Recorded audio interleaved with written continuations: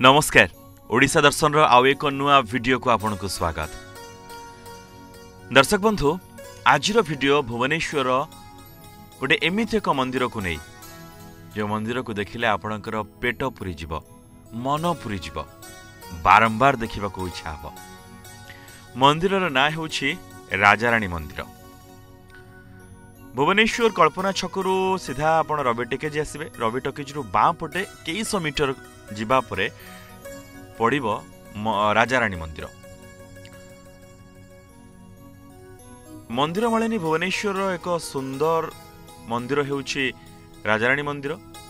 एकादश शताब्दी रे निर्मित ए मंदिर उत्कलीय कला भास्कर्यर अन्यतम उदाहरण। बहुत सुंदर मंदिर। एएसआई अधीन रे रही मंदिरटी से रक्षणाबेक्षण बहुत भल भाव करा जाउछि।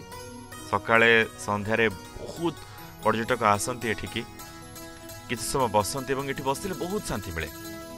सहरर भुवनेश्वर राजधानी भिड़ भितर ए मंदिर जो घास गालीचा रही बहुत शांति दे था।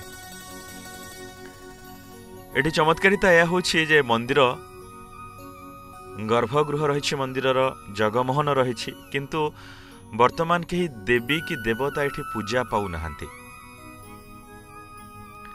कहा जाए ए मंदिर इंद्रेश्वर नाम परिचित थिला। देवदेव महादेव एठी पूजा पाउथिले। एकादश शताब्दी निर्मित ए मंदिर सोमवंशर शासन काल रे निर्माण करा जायछि। एकादश शताब्दी बेलू सोमवंशर राजा माने शासन करुथिले एवं सोमवंशी राजा शिव भक्त थिले।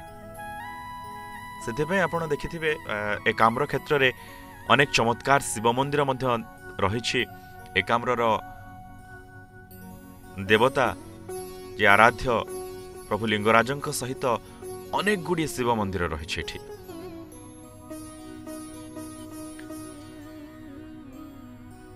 ये प्रश्न भी आपण मन में आसुथिबो जे मंदिरर ना राजाराणी कहीं नहीं भी चमत्कार कथा रही। कहा जाए जेहेतु ए मंदिर निर्माण रे राजाराणी नामक लाल और हलदिया रंगर पत्थर व्यवहार करा जायछि।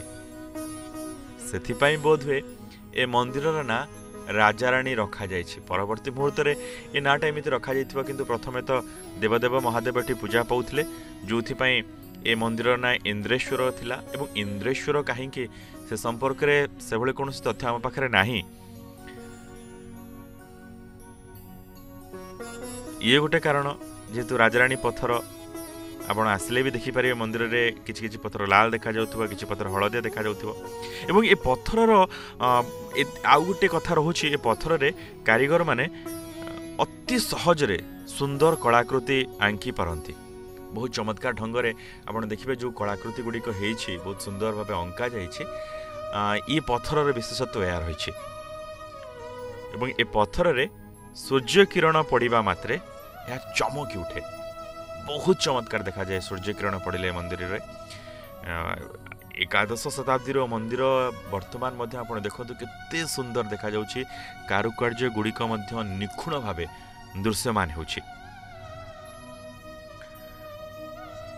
जुआड़े आपण देखिबे खाली मूर्ति और मूर्ति पाइबे जोठी ओडिसार कला भास्कर्य फुटिकी दृश्यमान होछि। एएसआई अधीन रे मंदिरटी रही। यार रक्षणाबेक्षण एएसआई करुछि। बहुत सुंदर मंदिर देखिले पेट पुरी जीव। देखिए सुजोग मिलुछि समय मिलुछि केबे आसंतु ए राजाराणी मंदिर को।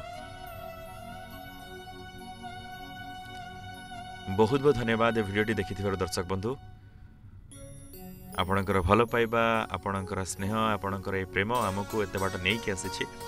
एवं आमर जो इच्छा रही जे ओडिसार विभिन्न स्थान संपर्क में आपको जनवाई ओडिसार कला भास्कर्य संपर्क में आपण पाखे जनवाई ओडिशा दर्शन तार सबु बड़े ए प्रयास जारी रखी। आशा आपणकर भल पाइबा आमको यही भाव आग को नौथिबो।